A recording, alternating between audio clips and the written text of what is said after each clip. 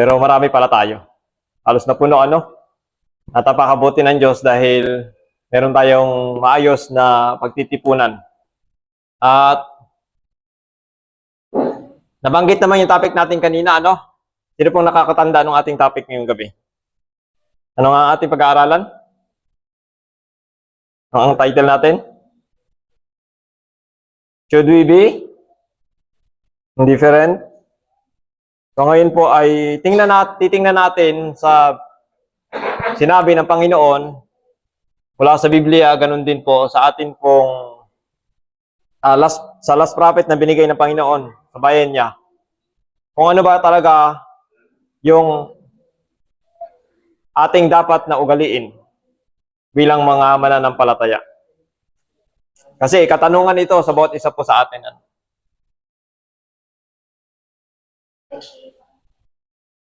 Okay? Okay ni?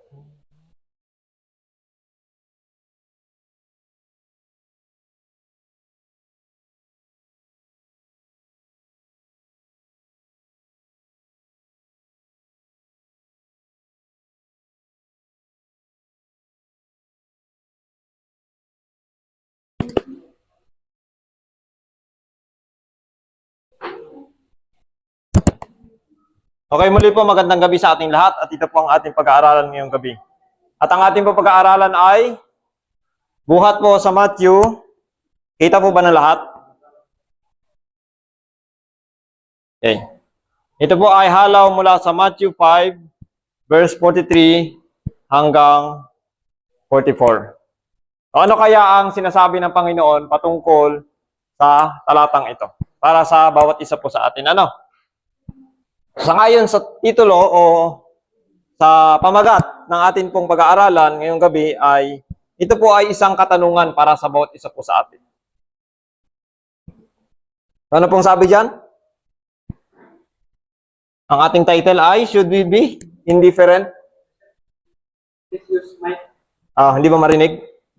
Medyo maiko eh. Hello? Oh? Hello? Yan. Sige. Okay, para po sa ating talatang babasahin na mula po sa Matthew 5 verse 43 and 44. Anong sabi ng Panginoon diyan? Have you heard that it had been said, Thou shalt love thy neighbor and hate thine enemy? Verse 44. But I say unto you, love your enemies, bless them that curse you, do good to them that hate you, and, sabi dyan, pray for them which despitefully use you and persecute you. So sa talata pa lang na yan, na atin pong binasa, marahil makikita na natin kung anong ugali o attitude yung gusto ng Panginoon na magkaroon po ang bawat isa po sa atin. Subalit, gusto po ng Panginoon sa gabing ito na mapuno po tayo ng salita ng Diyos, na malaman natin kung ano ba talaga. Kasi baka pwede nating sabihin na bago yan. Pero ano ba talaga yung sinasabi ng Panginoon patungkol sa atin pong topiko na pinag-aaralan? Gusto ba ng Panginoon na tayo ay makitang walang pakialam?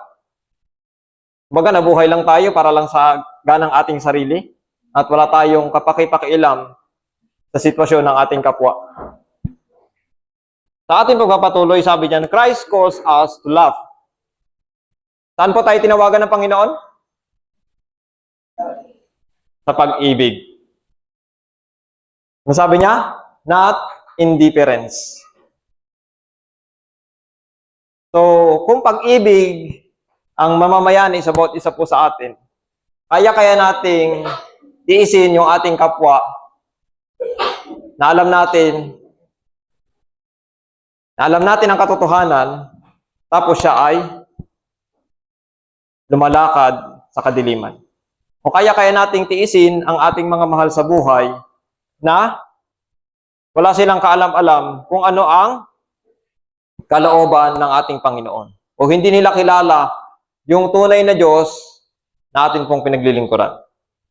So yung Matthew 5 verse 44, ang Matthew 5 verse 44 ay command ni Jesus. Ano sabi diyan? Love your enemies, bless them that curse you, do good to them that hate you. So ang batas ng Hudyo, mahalin mo ang iyong kapwa. Pero, hindi kasama yung mga kaaway. Ganito minagnify ng Panginoon yung kanyang kautusan.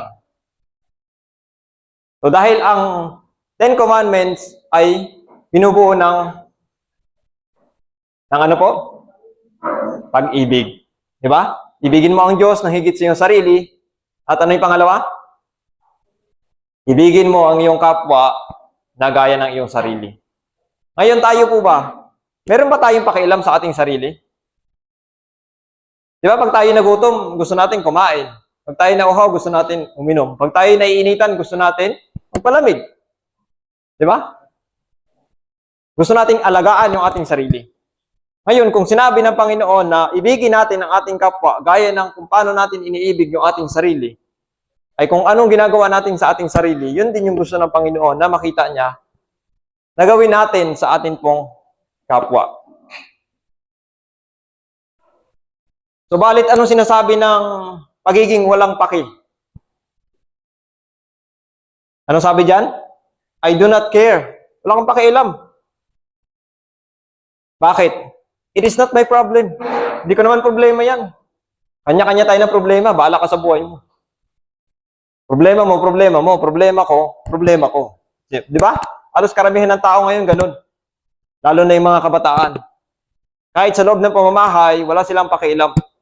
Ano sinasabi? Ay, obligasyon niya ng magulang ko. Inanak-anak niya ako eh. Totoo, hindi. Di ba? Ganun ngayon ang mga kabataan. Wala silang pakialam. Sabihin na eh. Hindi ko utang na loob sa magulang kong pakainin niya ako. Buhayin niya ako. Inanak-anak niya ako eh. Hindi katulad ng mga bata noong from 1990s upward. Upward ba o onward? O backward? Di ba? Ang nasa isip natin ay, ano? Magtatapos ako ng pag-aaral. Kasi gusto ko makatulong sa magulang ko. Yun yung mindset. Eh, mga kabataan ngayon, kumusta? Anong mindset? Love yourself. Bahala ka sa buhay mo. Basta ako, mahal ko sarili ko.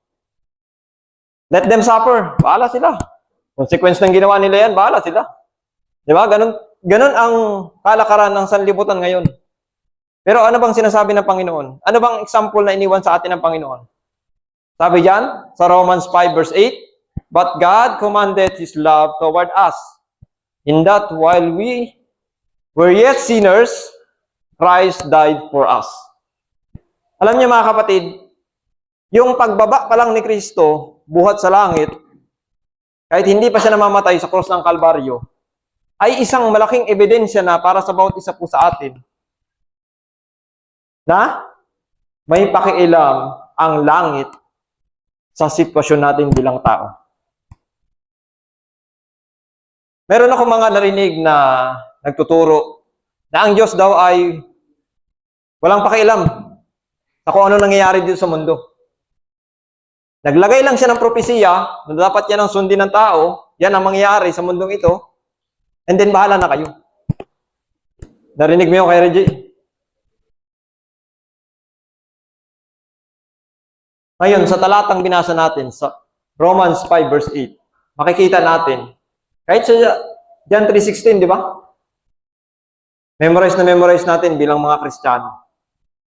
Lahat halos ng Kristiyano ay memorize yan. Pero, hindi natin napag-uunawa na sobrang laki ng pakikialam ng Diyos sa bawat isa sa atin. Hindi niyo ba napansin na mula sa pagiging makasalanan, mula sa pagiging walang alam, tayong lahat ay inakay ng Diyos papunta sa liwanag? Tayo ba ang naghanap ng liwanag o ang Diyos ang humanap sa atin para malaman natin ang liwanag? Di ba? Gumagamit lang ang Panginoon ng mga instrumento para makarating sa atin ang liwanag. Dahil hindi na kagaya noon na pwedeng makausap ng tao personally or marinig yung tinig ng Diyos by his voice mismo. Pero ngayon, gumagamit ang Panginoon ng mga kasangkapan at yun yung kapwa din naman natin. Gamit ang salita ng Panginoon na binabahagi sa bawat isa po sa atin. Kaya sabi diyan, Christ did not remain distant from fallen humanity. Kaya nga, naisip ko, sabi ko, kung ang kaligtasan, correct me if I'm wrong, brethren, kung ang kaligtasan ay yung pagkamatay lang ni Kristo sa krus ng Kalbaryo, bakit pa si Kristo pinanganak bilang bata? Di ba? Tingnan natin. Isipin natin mabuti. Pwede naman siyang lumabas dyan bilang malaki na, tapos diretso dun sa krus ng Kalbaryo at magbayad ng ating kasalanan.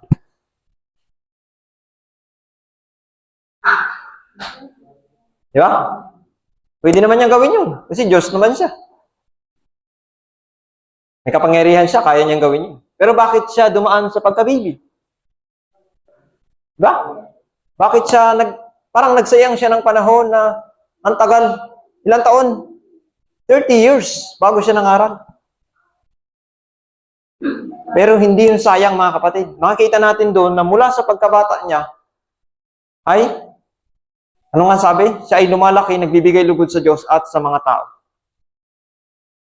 Kaya nga, ayun, sinabi ni Sister Daniela, siya ang ating best example.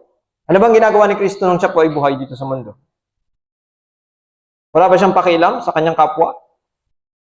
Wala ba siyang malasakit?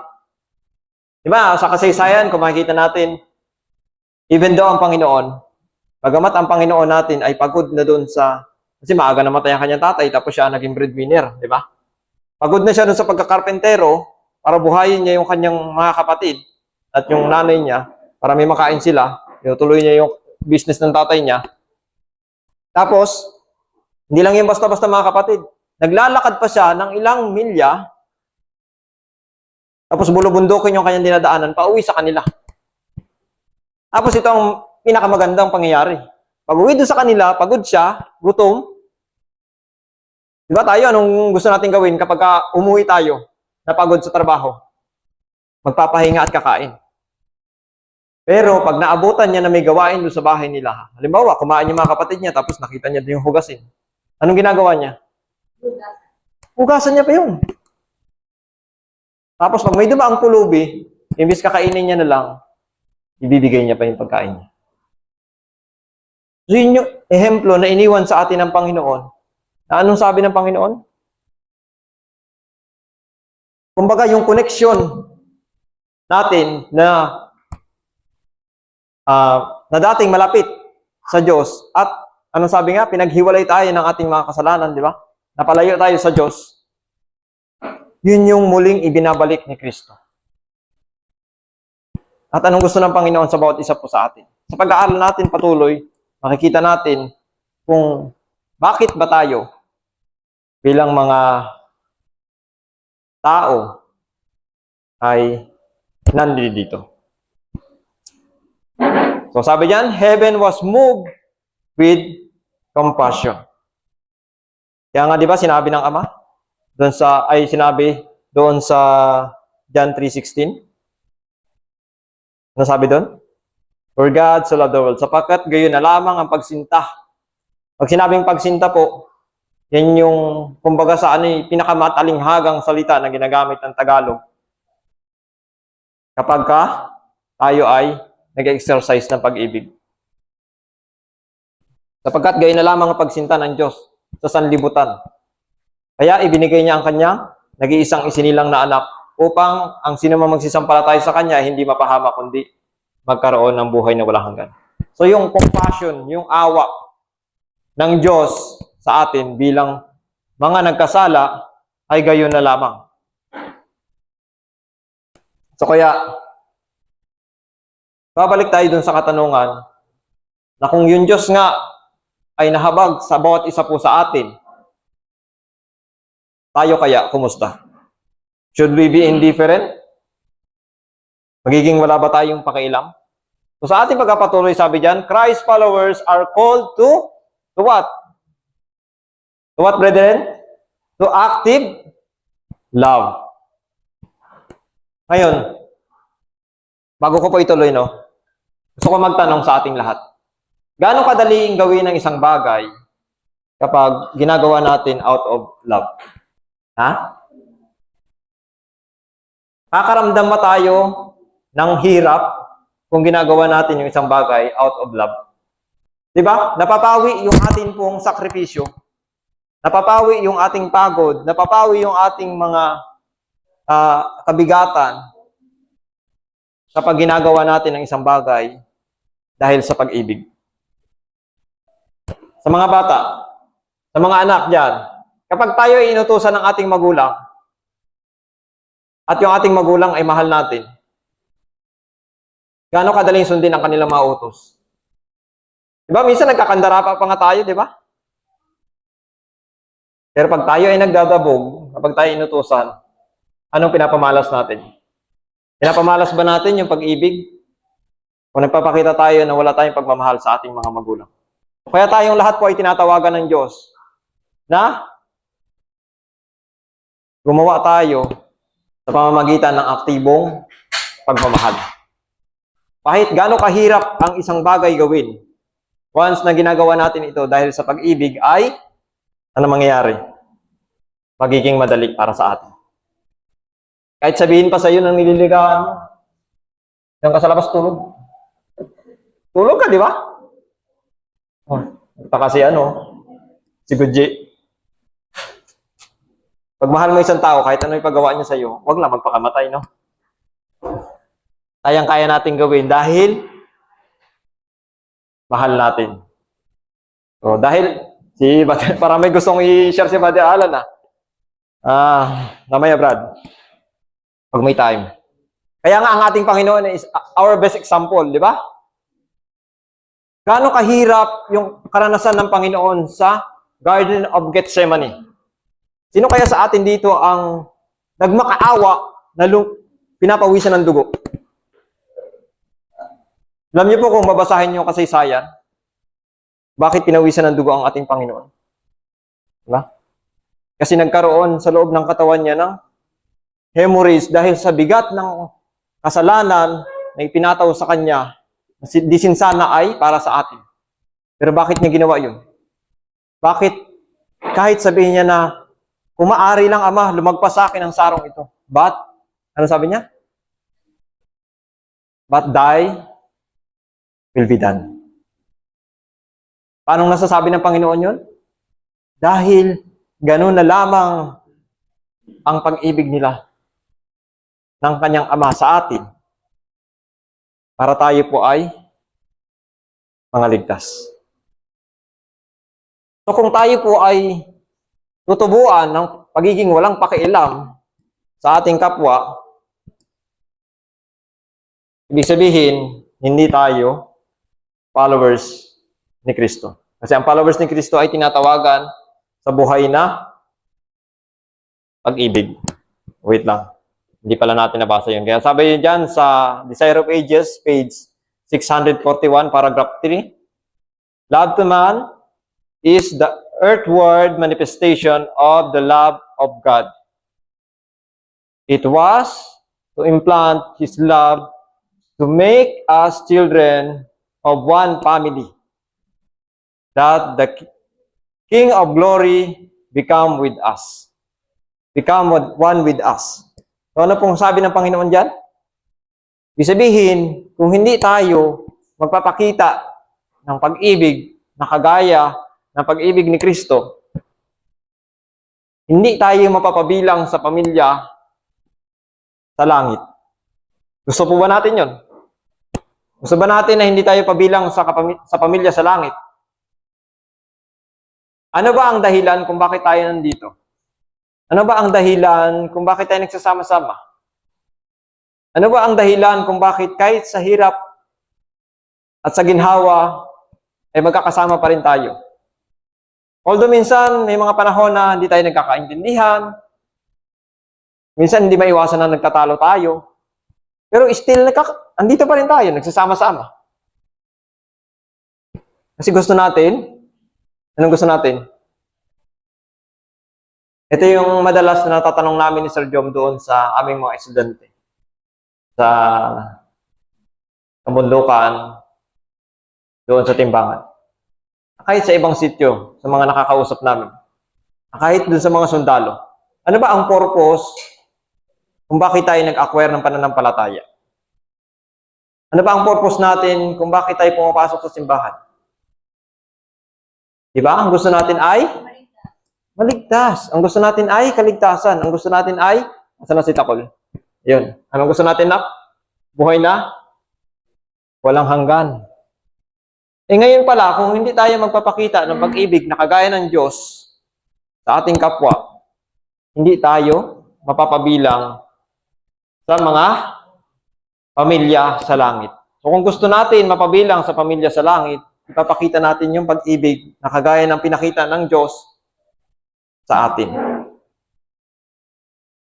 Anong klaseng pag-ibig yun? Handa niyang iwan ang lahat. Handang itanggi ng Ama ang lahat ng meron siya. Ano bang buong kayamanan ng Ama sa langit? Ano pong buong kayamanan ng Ama sa langit? Hindi niyo alam? Ha? Ano po? Walang ibang buong kayamanan ng Ama sa langit, kundi ang kanyang kaisa-isang isinilang na anak. Sa mga magulang dyan, bakit ba kayo nagpapakahirap? Pinapag-aral niyo yung anak niyo, pinapagtapos niyo, kinakayod niyo. Bakit? Dahil di ba sila ang kayamanan ng mga magulang? Kaya nagsisikap ang mga magulang. So, anong sabi ng Biblia? Kung wala si Kristo, wala tayong lahat. Bakit? Bakit ginawa itong mga bagay na nakikita natin at yung mga bagay na hindi natin nakikita? Dahil sa anak ng Diyos. Dahil nalugod ang Ama sa ating Panginoong Hesukristo, kung kaya't ginawa niya ang lahat ng mga bagay. So kung kaya ng Ama ibigay si Hesukristo na siyang kayamanan ng sangkalangitan, dahil siya ang tagapagmana ng lahat ng meron ng Ama, ano pa ang hindi kayang ibigay ng Ama para sa atin? At kung kayang ialay ni Hesukristo ang kanyang buhay dahil sa pagmamahal niya sa atin, ano pa ang kulang? Para po tayong lahat ay maging walang pakialam, pati na sa ating kaligtasan. Minsan, ito yung nakikita ko rin no? Hindi lang sa iba, maski rin sa aking sarili. At dito, minsan natatauhan ako Kagaya nung, minsan hindi lang tayo walang pakialam sa ating kapwa no? Minsan hindi lang tayo walang pagpapahalaga sa kaligtasan ng ating kapwa. Minsan, pati sa sarili nating kaligtasan, ay wala tayong pakialam. Aminin man natin sa hindi. Bakit? Ay yung personal devotion nga natin, nakakalimutan natin. Di ba? That's why, ngayong gabi, tinatanong tayo ng Panginoon na tayo bang lahat ay magpapatuloy tayo sa ganung ugali o magiging wala pa tayong pakialam So, kung gusto natin maging kaisa doon sa hari ng kalwalhatian, ay kumilos tayo. Pakinggan natin yung paanyaya ng Panginoon na tayo ay maging kamanggagawa ng Panginoon sa aktibong pag-ibig. So, kaya nga sabi ng Panginoon, Christ does not teach indifferent but active, visible love. So, hindi natin pwedeng sabihin na, I love you, kapatid. Pero bahala ka sa buhay mo. Sapat na ba yun? Ha? Guji? Sapat na ba yun? Okay na ba yun? Ha? Sige, gawin mo na gusto mo. Di ba? Ano sabi ng Panginoon? An often rebuke. Kaya, ipakita natin yung malasakit, pag-ibig sa ating kapwa. Ano sabi dito? Indifference is dangerous spiritually. Why? Tingnan natin. One of the greatest dangers in the last days is spiritual what? Lukewarmness. So, anong tanong ni ate na nakaraan sa atin? I-discuss niya sa atin yung yung sanctuary. Nasaan kalagayan tayo ngayon? Di ba tayo ay tumutukoy doon sa 7 iglesia. At nasaang sitwasyon tayo ngayon? Nasaang iglesia tayo? Laodicea. Pero gusto ba ng Panginoon na manatili tayo doon? Ang pagiging indifference o walang pakialam ay tinatawag din naman ng Panginoon na pagiging malahininga. That's why, nabanggit ko po kanina na napapakita natin hindi lang sa iba ang pagiging walang pakialam, kundi pati sa ating sariling kaligtasan. Napapakita natin ang pagiging walang pakialam dahil nagiging ano tayo? Nagiging malahininga tayo, lukewarm. Hindi tayo 7 days Adventist. Tayo ay nagiging ano tayo? 1 day Adventist? 7. Tama naman, di ba? Yung iba, half day Adventist pa nga eh. Pero tayo, okay lang. Kasi whole day naman tayo. 7th day Adventist. Pero after that, gaya ng sinabi natin, pagbalik natin sa linggo, iwan mo na kita, Lord. Diyan ka muna sa simbahan. Diyan naman yung bahay mo eh. Bahala mo na ako sa sarili ko. So, anong gusto ng Panginoon? Tayo ay maging 7 days Adventist. Kasi pag dumating ang Panginoon, pag hindi Sabado, patay tayo. Eh kung Sabado lang tayo, tuwing Sabado lang tayo banal, yari tayo. So, kung magiging wala tayong pakialam, wag nating sabihin na tayo ay nandoon sa Philadelphian condition. Tayo ay papasok sa last church. Pero ito yung isang bagay na nakakalungkot, no? Ang ating mga kapatid, karamihan sa ating mga kapatid na Seventh-day Adventist ay proud sila to be what? To become a Laodicea. Kasi yun daw yung last church na iiwan ng Panginoon. Pero anong sabi ng Panginoon sa Laodicea? Jesus warned the church of Laodicea. Anong sabi niya? So then, because thou art lukewarm, anong sabi ng Panginoon? And neither cold nor hot, I will spew thee out of my mouth. Gusto ba natin? Sinong gustong may suka ng Panginoon? Tayo bang tao, pag sumuka tayo, kinakain ulit natin? Sino kayang sumuka tapos kainin niya ulit? So tayo ay tao at hindi natin ginagawa yun. How much more yun, Diyos?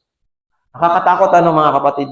Kapag naging indifference pala tayo, papasok tayo sa pagiging lukewarm at papasok tayo sa pagiging Laodicea, anong gagawin ng Panginoon sa atin? Isusuka niya tayo.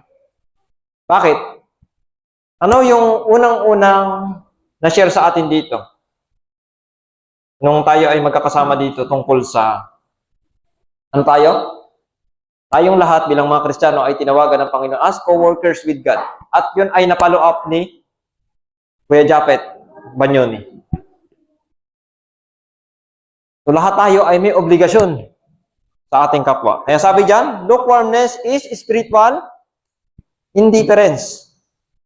It is possible to attend church, yet feel no burden for souls. Hindi ba natin nararamdaman ito, mga kapatid? Baka okay lang sa atin yung basta ligtas ako. Wala akong pakialam, bahala ka sa buhay mo. Yeah? Hindi tayo handang magsakripisyo para sa kaligtasan ng ating mga kapwa. Pero kung gagawin natin yun, mga kapatid, hindi rin natin, ano yung sinabi ni Ate Aisa sa atin kanina? Kaninang umaga ba yun sa ating worship? Yung sa topic ni Sister Daniela, yung inad ni Ate Aisa kanina. Diba? Hindi pwedeng, okay na tayo, basta mamatay ako, Lord, kasama ka. Hindi ganun ang buhay natin. Ang buhay natin ay dapat, anong gagawin natin? Bago tayong mamatay, na-fulfill natin yung ating duty na maging light sa sanlibutan. Na tayong lahat ay maging kamanggagawa ni Kristo. So, hindi naman tayo pare-pares ng load na binigay ang Panginoon sa atin o yung trabaho na dapat natin gawin. Ay yung dami o bigat ng trabaho na dapat natin gawin. Pero, lahat tayo ay tinawag na Panginoon na maging light bearers. So, kung tayo ay light bearers, ay hindi tayo indifferent para sa... So, sabi diyan, it is possible to know truth, yet fail to share it.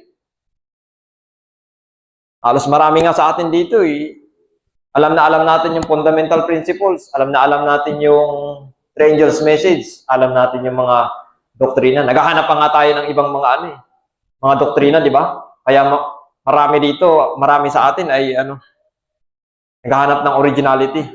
Kasi pagka pinag-aaralan natin yung mga doktrina natin dati, ay parang kumakati na yung tenga natin. Parang sinasabi natin na alam ko na yan. Pero anong ginagawa natin? Yet fail to share it. It is possible to hear of suffering and remain unmoved. Kaya gusto ng Panginoon na magising po tayo. Ayaw ng Panginoon, nakakitaan niya tayo ng ganyang mga pag-uugali. Yung nakakakita tayo ng mga taong nagsasuffer. Nakikita natin yung mga tao na lumalakad na hindi nila alam yung daan ng kaligtasan. Pero wala tayong pakialam. Hindi tayo natitinag. Tingnan natin yung kasaysayan. Ano bang naging kasalanan ng priest at Levi sa parable na binigay ng Panginoon nung kausap niya yung kanyang mga tagapakinig at yung kanyang mga alagad? Alaalala niyo yung parable ng Samaritan? So, sabi ng Panginoon dito, the priest and Levite in the parable of the good Samaritan passed by the wounded man. Anong kanilang kasalanan? Their sin was not violence. Hindi naman sila gumawa ng karahasan, di ba? Pero anong kasalanan nila? But indifference. Nakita na, nilagpasan lang. Tapos yung isa rin, nagpas lang din. Di ba? Yun yung isang bagay na kasalanan na nakita ng Panginoon sa kanila. Pero itong mga tao na to ay, anong klaseng mga tao ito? Yung priest at saka yung Levite. Mga taga-simbahan yan. Di ba? Sa tingin nila, sila yung sumusunod doon sa law, sa sinasabi ng Diyos. Pero, bagsak sila sa pagmamalasakit sa kapwa. Pero yung Samaritan na tinuturing nila na makasalanan, marumi, anong ginawa? A certain Samaritan, as he sojourned, come where he was, and when he saw him, he had what? Compassion on him. So ano ang nagtulak doon sa Good Samaritan? Para tulungan niya yung taong hinold up. Hinold up yun sa panahon natin ngayon.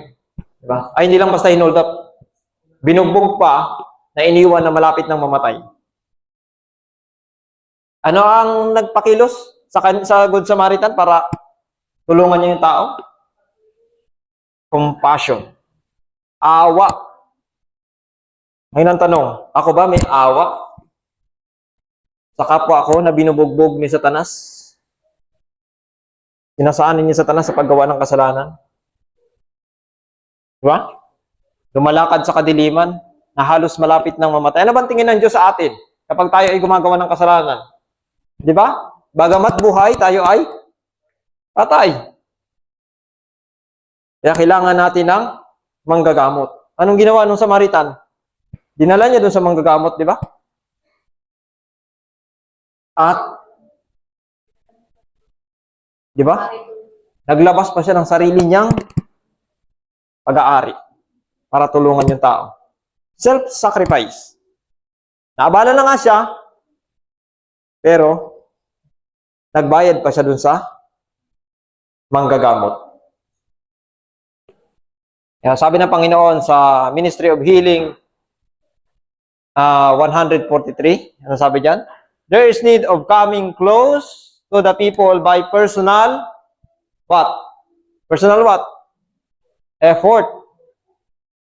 If less time were given to sermonizing and more time were spent in personal ministry, anong sabi ng Panginoon? Great result would be seen.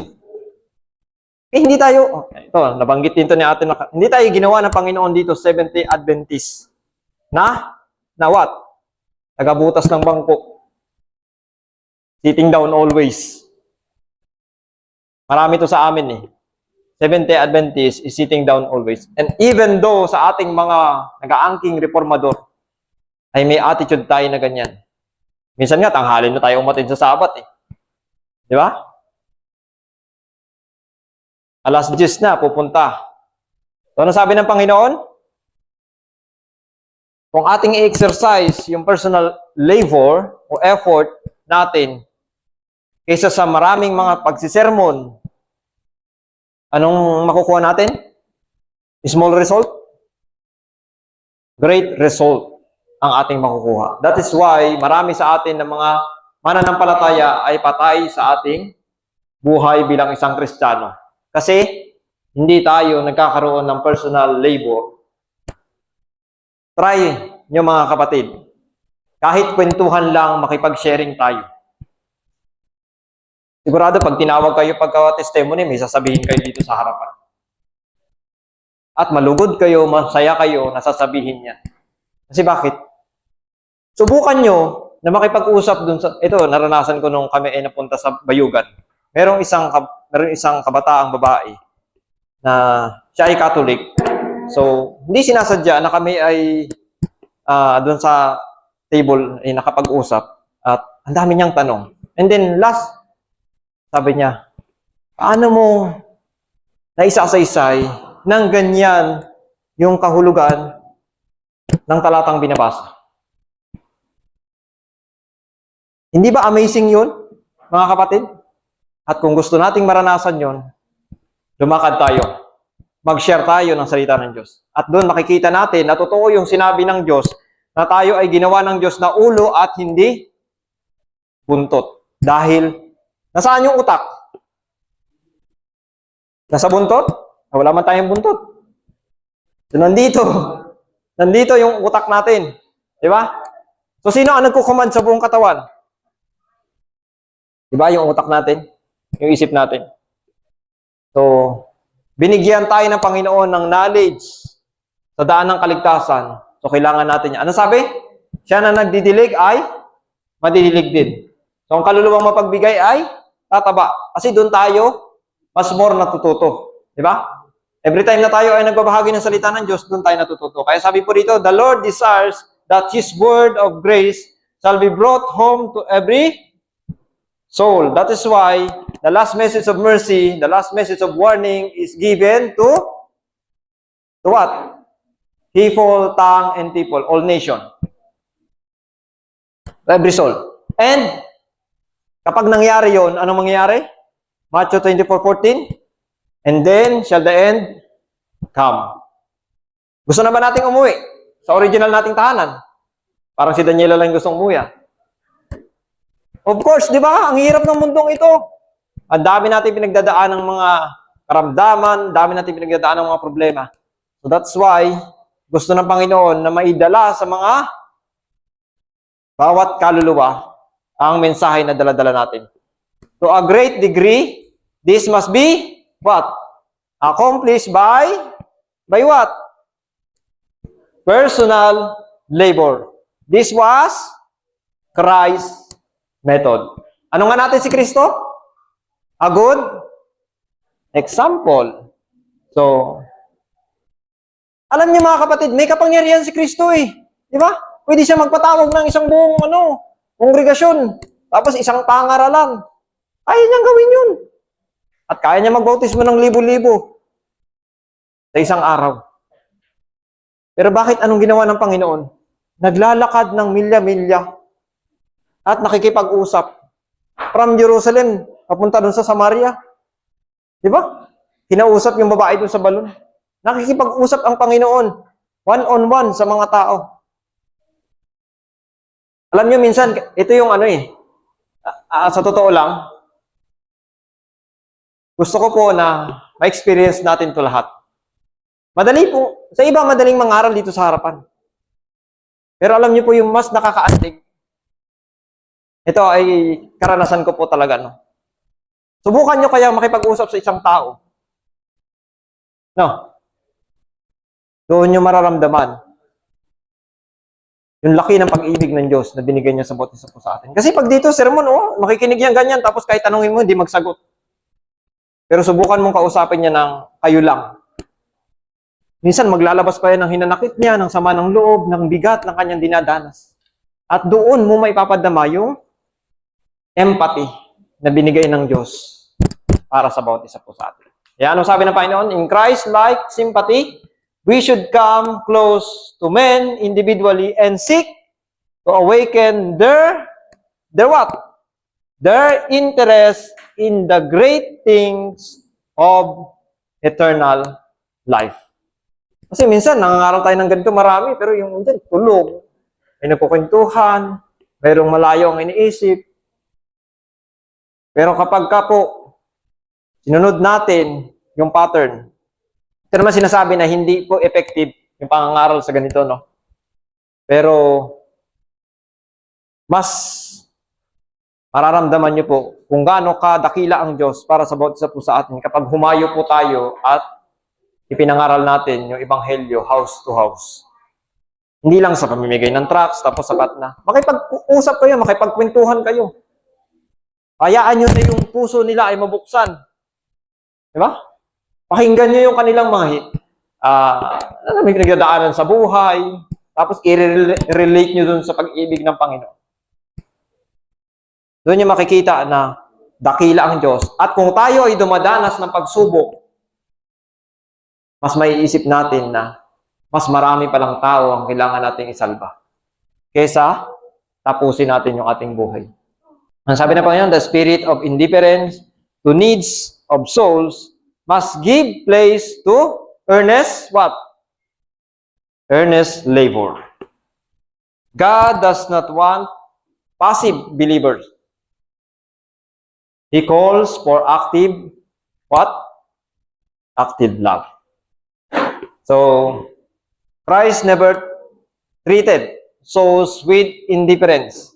Ano sabi niya sa Matthew 9 verse 36? When Jesus saw the multitude, ano sabi? He was moved with what?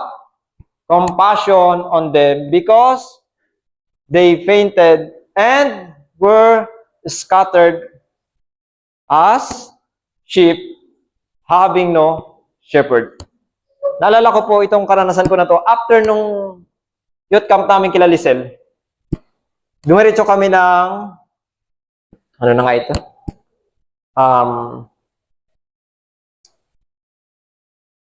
Surigao. Pagdating po namin ng Surigao, Webes yun eh.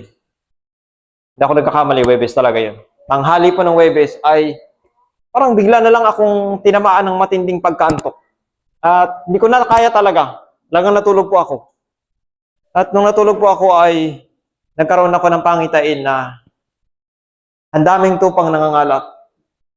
Tapos, nakita ko po si Brad Jimel na meron siyang kinikir na isang kawan. Pero napakalayo niya doon sa mga nangangalat pang ibang mga tupa. Ngayon, ang isang tanong na gumising sa akin is,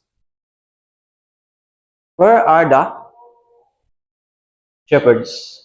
Where are the pastors of this flock? And what are you doing? That is why, kahit po ayokong sumali sa training, dahil gusto kong, alam niyo yun, gusto kong magpayaman, gusto kong pumunta kung saan-saan, gusto kong kumita ng malaking pera, dahil afford ko naman yun that time. Pero grabe po, simula nung napanaginipan ko yun, hindi ko na matanggal sa damdamin ko. Kawawa yung mga tupang nangangalat. At sino ang magkakalinga sa kanila? Ang sabi dito, Jesus noticed the rejected. He touched the lepers. He forgives sinners. He wept over Jerusalem. Gusto ng Panginoon na magkaroon ang bawat isa po sa atin ng ganitong attitude. Even on the cross, Christ prayed for His enemies. Kaya po ba natin ito, mga kapatid?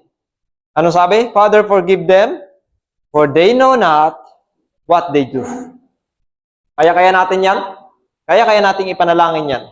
Sabi diyan, the closer we come to Christ, the more tender our hearts become. Kaya importante po, mga kapatid, ang personal devotion.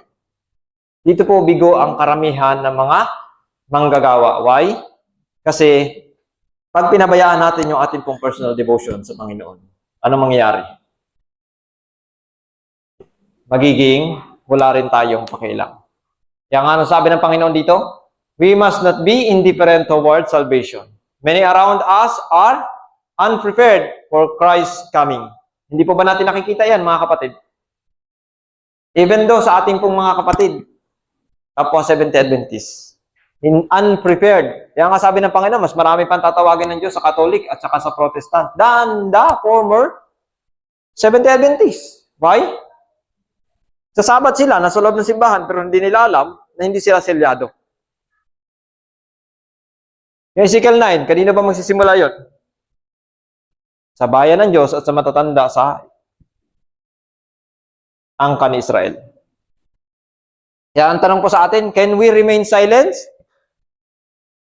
Can we ignore the spiritual condition of our families, friends, and neighbors? Can we? Mga kapatid? No. Kaya sabi ng Panginoon sa Ecclesiastes 33 verse 8, ano sabi?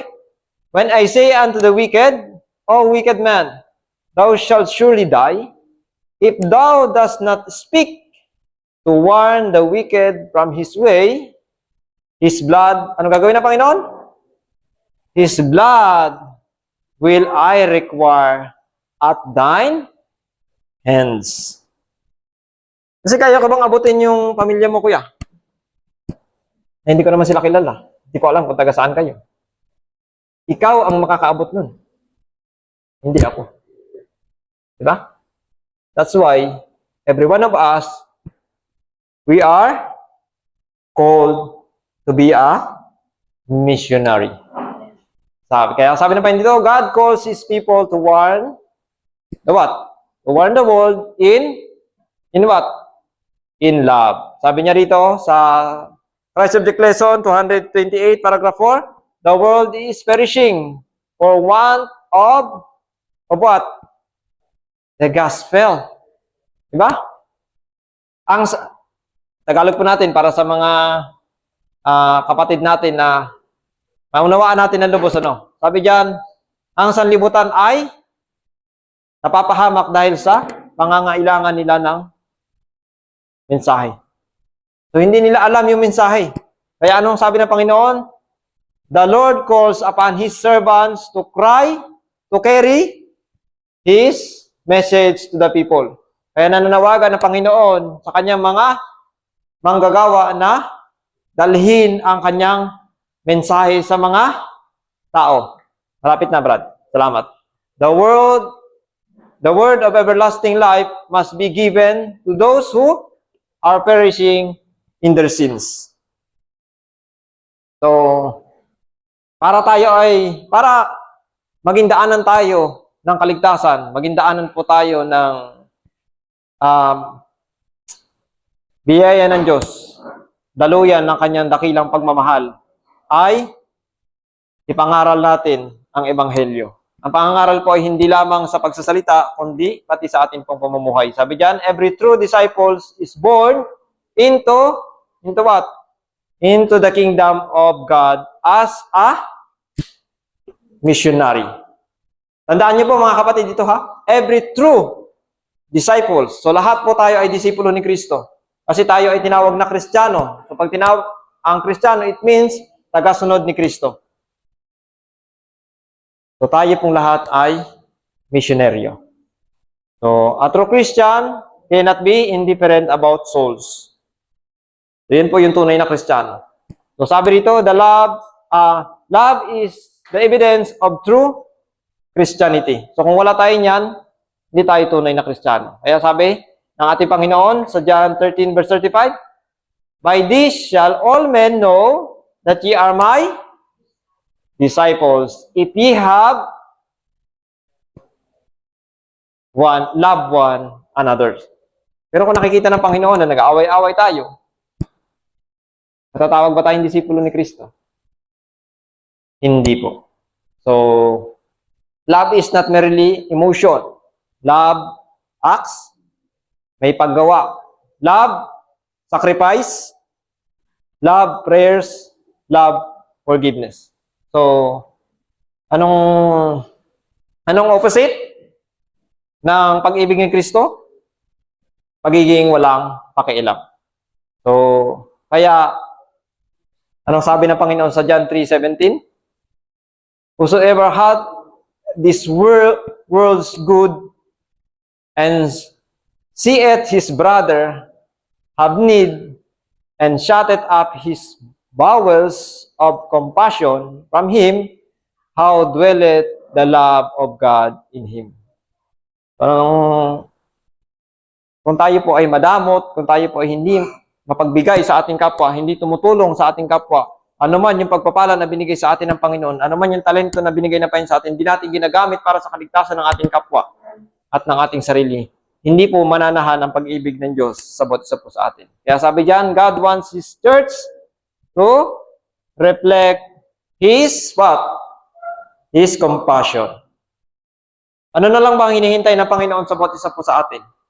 Diba, ma-reflect yung likas ni Kristo at handa niya na tayong kunin, iuwi. Pero kung hindi ma-reflect sa atin, ay anong pinapakita natin? Pinapatagal pa natin ang pagbalik ni Kristo. Kaya sabi dito, so should we be indifferent? Anong sagot natin dapat?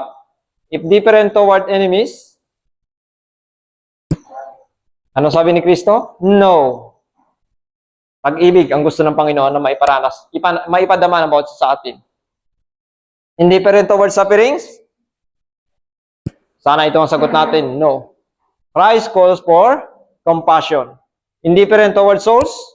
No. Heaven is pleading for their salvation. That's why God calls every one of us to be His co-workers, to be a missionary. Indifferent toward sin in our own hearts? Magiging wala ba tayong pakialam sa kasalanan na nananahan sa ating mga puso? Wag naman sana. Sabi ng Panginoon, no, we must repent and seek what? Revival. So today, Jesus is invite us to receive His heart of love. When Christ truly lives with us, indifference disappears and compassion take its place.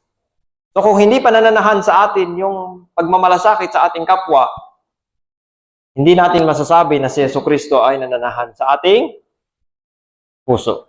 So, kaya ang panawagan sa atin ng Panginoon, marahil sa panahon natin ngayon,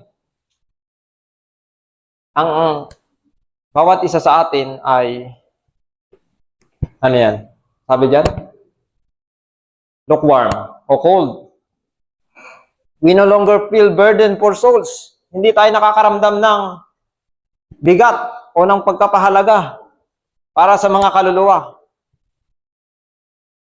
We have stopped praying for others. Pray nga tayo ng pray, pero para sa sarili natin. Lord, bigyan mo ko nito. Lord, gusto ko ng ganun. Lord, gusto ko nito. Lord, sana maging ganun ako. Lord, sana dinggin mo na yung pangarap ko, Lord, matupad na sana. Pero nananalangin po ba tayo para sa kapakanan ng ating mga kapwa?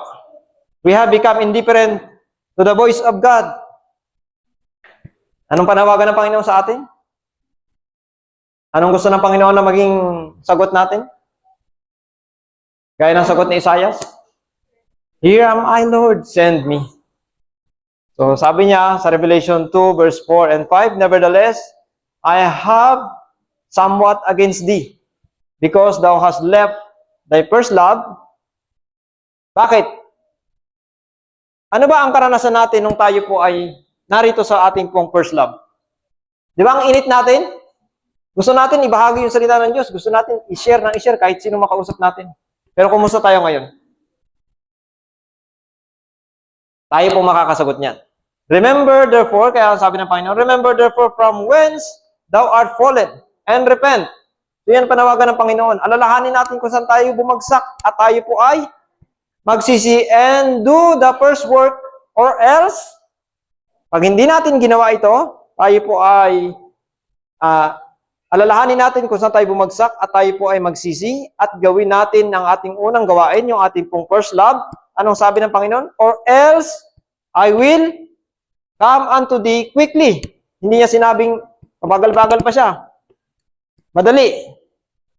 "And will remove thy candlestick out of this place, except," maliban ng tayo po ay magsisi. So, aalisin ng Panginoon yung meron sa atin. Yung, imbis na tayo sana ang maging light bearers, hindi na, ibibigay ng Panginoon niya sa iba kasi hindi natin ginagawa yung ating pong tungkulin. Kaya sabi diyan, "But through," balik kay Kristo, "our hearts can burn again with heavenly love." Kaya mahalaga po yung pamumuhay gaya ni Enoch. Ano po? So, kaya ano sabi ng Panginoon? Ito na po yung ating last. "Every true disciple is born into the kingdom of God as what? As a missionary." So, hindi natin pwedeng sabihin na hindi naman ako nag-training. Hindi naman ako nag-training as missionary. Kaya hindi ako gagawa sa gawain ng Diyos. Ang bawat, Tagalogin natin, no? Ang bawat tunay na disipulo na ipinanganak sa kaharian ng Diyos ay, ano po? Ano yung missionary? Paupo-upo. Kuya Koy? Ha? Yun ba ang missionary? So, hindi po. No? Kaya nga sabi diyan, ano ang kahulugan nito? To belong to Christ means we cannot remain unconcerned for others. So kung tayo ay nananatili kay Kristo, hindi tayo mananatiling walang pakialam sa kapakanan ng ating kapwa. Magandang gabi po sa ating lahat. May time pa ba para sa ating pong additional